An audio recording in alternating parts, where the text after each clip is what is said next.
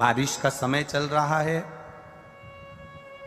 एक बेलपत्र आप अगर शंकर भगवान को रोज चढ़ाते हो, एक बेलपत्र शिव जी को रोज समर्पित करते हो, तो मन में एक संकल्प इस बारिश के मौसम में, इस सावन के महीने में एक संकल्प भी तुम्हारे भीतर आना चाहिए कि एक बेलपत्र अगर मैं शंकर भगवान को चढ़ाती हूं, मैं जिंदा हूं, तब तक तो देवादिदेव महादेव को बेलपत्र चढ़ाऊंगी, पर मेरे मरने के बाद मेरे बच्चों ने, मेरी बेटी ने, मेरे दामाद ने, मेरे बेटे ने, मेरी बहू ने, पोता पोती ने शंकर जी पे बेलपत्र नहीं चढ़ाई तो मरने से पहले ऐसा काम कर जाना, जैसे बीमा कर जाते हो तो बीमे की रकम तुम्हारे घर के लोगों को मिलती है, जमा तुम करते हो, रकम तुम्हारे परिवार वालों को मिलती है, उन परिवार वालों का भला कर जाते हो, उसी तरह एक भला अपना भी कर जाना और संसार सागर का भी कर जाना।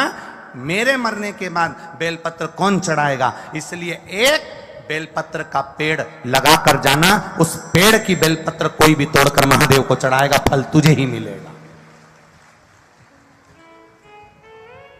एक बेलपत्र का वृक्ष तुम भी लगा कर जाओ, उस बेलपत्र के पत्ते को कोई तोड़ेगा, शंकर पर चढ़ाएगा, फल मुझे मिलेगा। उस बेलपत्र के पत्ते को कोई तोड़ेगा, शिव को समर्पित करेगा, उसका फल मुझे मिलेगा। मैं चली भी गई, वृक्ष तो रहेगा, पेड़ तो रहेगा। श्रेष्ठ कर्म कर हर महीने आता। जब आपके हृदय में कभी कोई बात आ जाए कि बाबा आज मेरा मन ये कह रहा है और आपको सुनना है बाबा, आपको स्वीकारना है बाबा, आपको मेरे मन की बात जानना है बाबा, बस हाथ में चंदन लगाया, बेलपत्री का भाग इस तरह से पकड़कर शिव जी से अपने हृदय की बात कहकर, मेरे देवादिदेव महादेव से दिल से कहकर, अशोक सुंदरी वाली जो जगह होती है, आपको बताया है अशोक सुंदरी का जो स्थान होता है, ये शिवलिंग यहाँ अशोक सुंदरी की जगह, इस बेलपत्र को अशोक सुंदरी वाली जगह पर जहाँ शिवलिंग है, शिवलिंग की साइड पर पहले नंबर की पत्ती का मुख होना चाहिए, बस उसको रख दीजिए और उस पर थोड़ी देर हाथ रखकर अपने हृदय की बात मेरे महादेव को दिल से कहकर आ जाइए।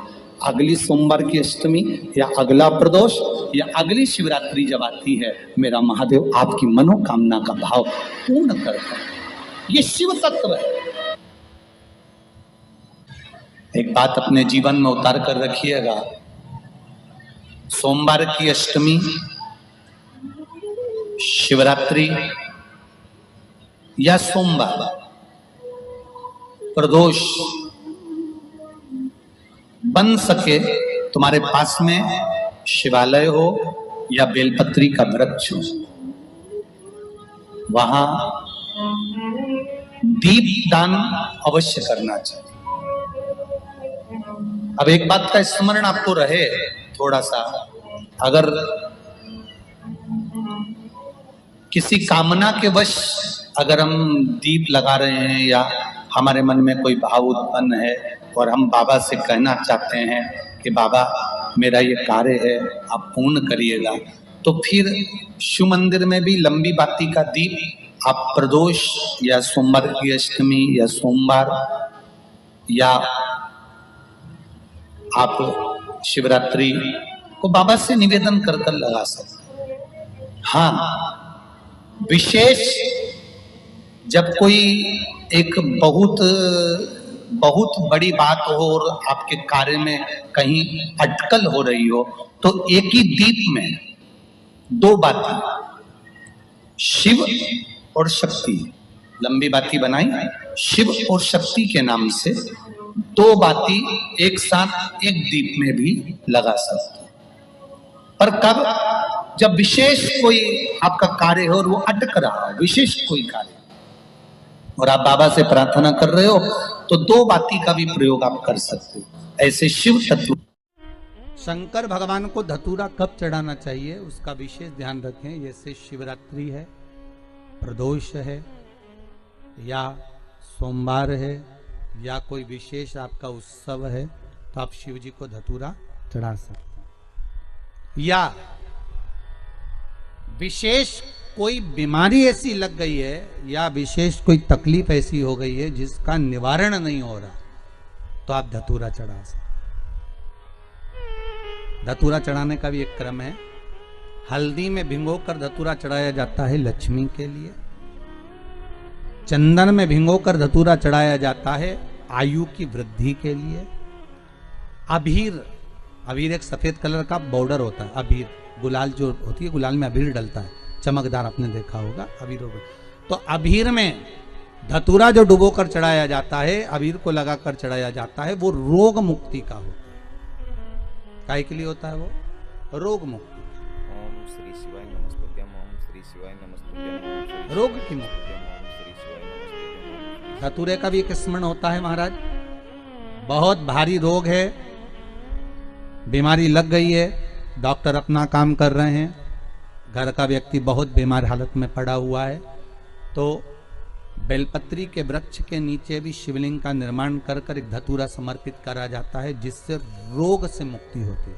उसमें ना तो हल्दी लगाई जाती है, ना चंदन लगाया जाता है, ना भीर लगाया जाता है, केवल धतूरा चढ़ाया जाता है। जिसके जीवन में हमेशा कांटे ही मिले हैं। बेटी बड़ी हुई तो घर में मायके में दुख देखा, और मायके से गई ससुराल में तो ससुराल में दुख देखा। ससुराल में भी दुख देखने के बाद में भी पति को बहुत कुछ काम खुलवाया, बहुत धंधे खुलवाए, नौकरी लगवाई, पर वो पति बार बार छोड़ कर आ गया, बार बार तकलीफ भोग रहा है, बार बार कष्ट भोग रहा है। फिर थोड़े दिन काम करता है, थोड़े दिन छूट जाता है, फिर व्यापार में बढ़ता है, फिर छूट जाता है, फिर कोई दुकान खुलवाई, थोड़े दिन अच्छी चली, फिर वापस वहीं घर पर आकर बैठ गया। अर्थात उसके जीवन में वो शूलता चल रही है। तो बाबा देवाधिदेव महादेव कहते हैं, ये 3 घड़ी 3 पल 3 नक्षत्र 3 समय 3 दिन में जो शूल मुझे समर्पित करता है, उसके जीवन से मैं शूल हटा देता हूं। वो 3 दिन लिखे स्कंद पुराण।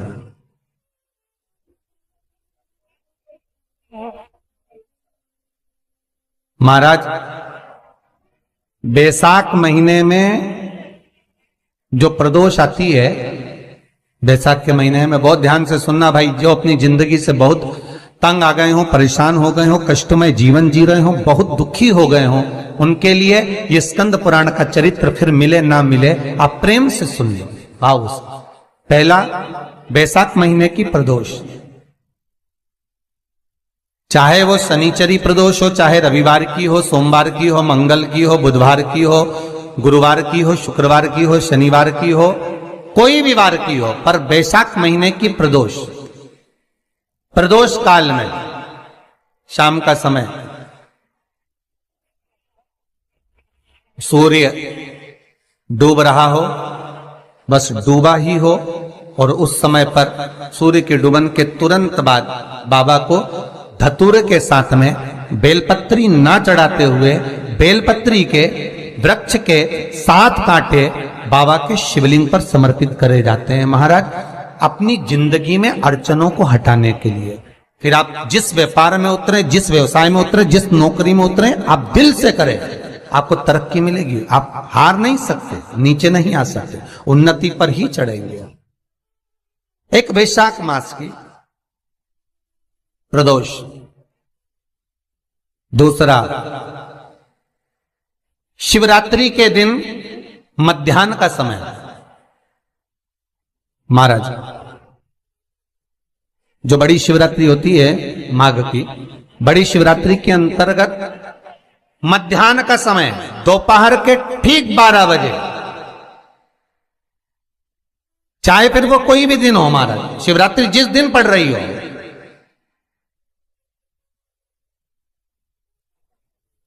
उस दिन भी धतूरे के साथ बाबा को 7 कांटे बेलपत्री के वृक्ष के समर्पित होते हैं महाराज। इसमें आप ये वाले जो कांटे हैं, जो शिवरात्रि के दोपहर 12 बजे वाले हैं, अगर कोई मदिरा पीने वाला हो, व्यसन में डूबने वाला हो, कोई जुआ खेलने वाला हो, कोई गलत वैश्यावृत्ति करने वाला, या अपने मार्ग से विचलित कोई व्यक्ति है, उसके लिए भी ये कांटे बहुत काम आते हैं महाराज। दूसरा, पार्वती, तेरे द्वारा तेरे नयन अश्रु से जो प्रगटा हुआ बेल का वृक्ष है, द्वितीय शूल मैं वहां धारण करता हूं, तृतीय शूल, तीसरा शूल जो वर्णन करा गया महाराज, भगवान श्रावण के महीने में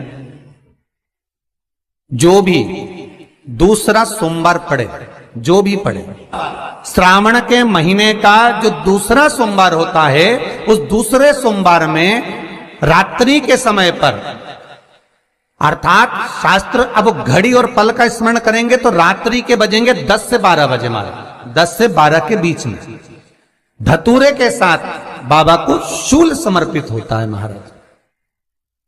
ये भी हमारी बाधाओं को, हमारी तकलीफों को, व्यापार व्यवसाय के लिए, नौकरी सर्विस के लिए, बहुत सारे एग्जाम में आप बैठ लिए, गवर्नमेंट एग्जाम के लिए बैठ लिए, नहीं हो रहा, ये 3 बार मेरे शंकर को बेलपत्री के वृक्ष के शूल समर्पित होते हैं, उसका आनंद पाना और उससे अपने को सुख प्राप्त करना।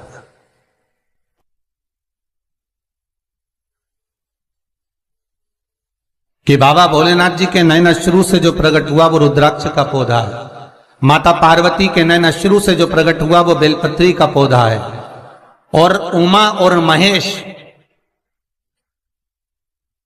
जिस महेश के वंशज है महेश्वरी, जिनकी 12 खाम प्रगटी है भगवान महेश के द्वारा, वो महेश और उमा और महेश का जो चरित्र है कि उमा और महेश का जब प्रागट्य हुआ, उमा और महेश जब दोनों आनंद में विभोर होकर जब चलते हैं और दोनों के बैठने से तप मुद्रा से जो पौधा उत्पन्न होता है वो शमी का पौधा है, शमी का पौधा। तो एक बात ध्यान रखिए, शिव जी के द्वारा जो निर्मित हुआ उसमें कोई शूल नहीं है, उसमें कोई कांटे नहीं है। पार्वती के द्वारा जो निर्मित हुआ बेलपत्री का पौधा, उसमें कांटे हैं, और पार्वती के मिलन से भी जो उत्पन्न हुआ है शंकर के साथ में, उसमें भी कांटे हैं, शमी के पौधे में भी कांटे हैं, शमी के वृक्ष में भी कांटे हैं। तो पार्वती जी स्कंद पुराण में एक प्रश्न कर रही हैं भोलेनाथ जी से कि प्रभु मुझे ये बताओ कि आपके द्वारा जो निर्मित हुआ उसमें शूलता नहीं है, पर मेरे द्वारा जो निर्मित हुआ उसमें शूल क्यों आया है, उसमें कांटा क्यों आया है? थोड़ा सा माताओं, मेरी जीजियों, आपको थोड़ा बुरा तो लगेगा इस प्रसंग को सुनकर, पर लग जाए, पर आज कथा निकली है तो सुन लो है कि शिवजी जिस रुद्राक्ष को उत्पन्न कर रहे हैं उसमें शूलता नहीं है, पर पार्वती जी जो संग में मिली हैं उसमें भी शूलता है, और पार्वती के द्वारा जो प्रकट हुआ बेलपत्र उसमें भी शूलता है। तो भगवान महादेव बोलते हैं पार्वती, मैं तुझे कुछ कहूं और कहने पर तुझे तेरे हृदय में कोई बात चुभे, शूल लगे तो मुझे ठीक नहीं लगेगा। नहीं नहीं नहीं, आप कहिए प्रभु, मैं सुनने के लिए तैयार हूं, आप तो बोलो कि कारण क्या है।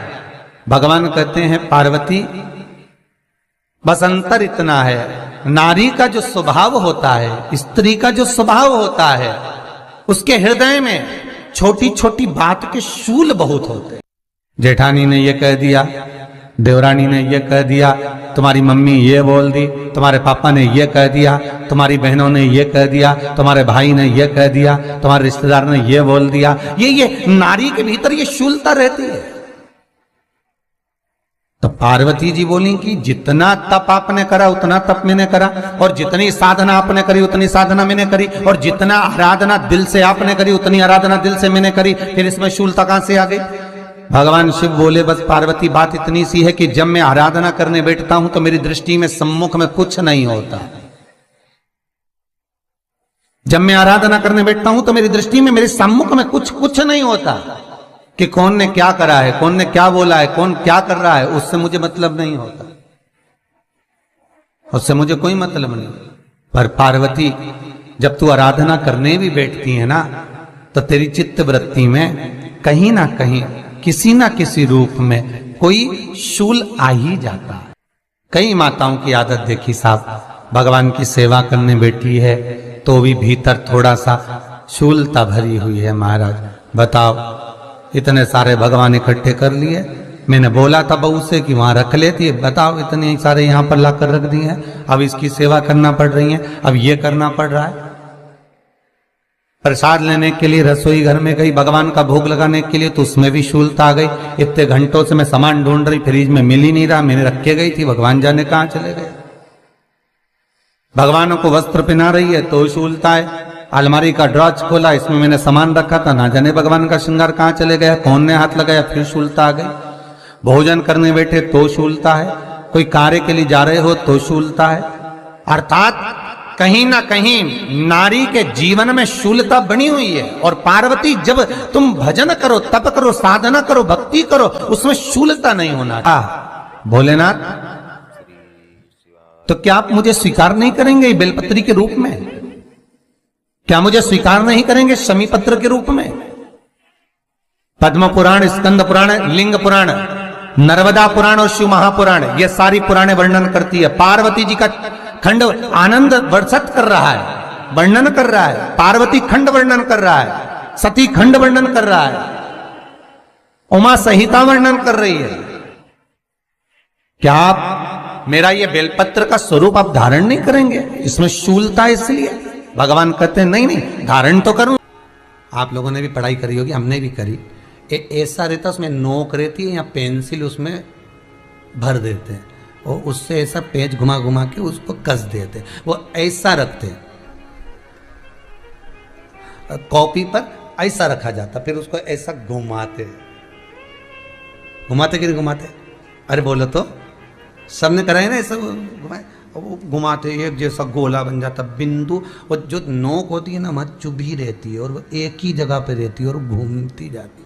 उसी तरह इस मन को, इस दिल को एक में लगा के रखो, बाकी की सब दुनिया में घूम के आ जाओ। दिल एक में लगा कर बैठ गए, चित्त एक में लगा कर बैठ गए, तो सृष्टि में कहीं पर भी घूम कर आओगे, परमात्मा उस जगह पर हाजिर मिल जाएगा। पर स्थान मत छोड़ना, जगह, चित्त, वृत्ति ना छूटी जाए, भगवान का भजन ना छूटे, उसका स्मरण ना छूटे। ये वस्तुएं, ये सामान, ये सामग्री, ये दौलत, ये सत्ता, सब जाने वाली। जहां बैठे हो उस मन को वहां लगाना। हम तो यहां तक कहते हैं, यहां तक कहते हैं, होटल में जाओ तो दिल होटल में लगा लो, होटल में जाओ तो दिल होटल में लगाओ, खाने में लगाओ, बफेट में जाओ तो बफेट में लगाओ, शादी में जाओ तो थोड़ा रिश्तेदारों में लगाओ, और अगर सत्संग में आओ तो मेरे भोलेनाथ में लगाओ। दिल लगाना ना भूलिएगा। परमात्मा को थोड़ा समय जितना दे रहे हो, 3 घंटा, 2 घंटा, 2.5 घंटा, 1 घंटा, आधा घंटा, जितना हम भगवान को देना, उतनी देर भगवान में चित्त होना चाहिए, उतनी देर भगवान में मन लगाना चाहिए। पर ना जाने दुनिया के लोग कहां चले गए, वह मोबाइल ने सब हटा दिया। हर 15 मिनट में ऐसी याद आए ना, व्हाट्सअप खोल के बैठ जाए।